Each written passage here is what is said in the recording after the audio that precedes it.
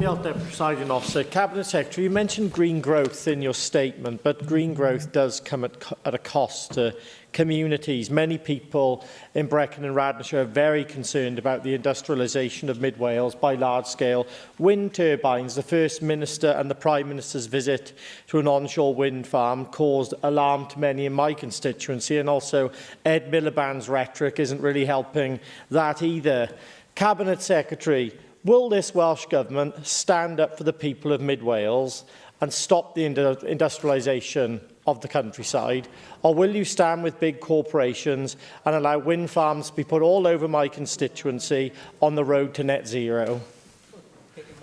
I think the important point here is that Welsh Government is on a journey towards net zero, and renewable energy will absolutely play an important part of that.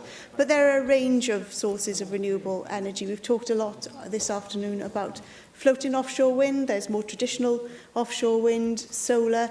We haven't really talked much this afternoon, although I've got a statement on energy next week, so we might get into that a bit more then, about community generation and so on. So there are a whole range of ways in which we would go about our journey to net zero and delivering on our approach to renewable energy.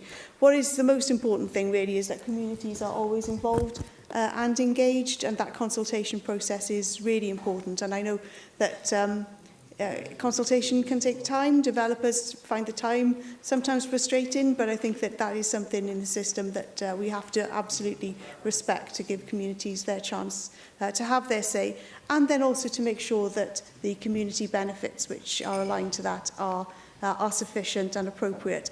And I think that's one of the things that Trydungwydd Cymru gives us a real opportunity to consider, and that's community benefits. So with Welsh Government developing these projects, we'll have the opportunity, I think, to think differently about community benefits, and I'm keen to hear colleagues' views on that.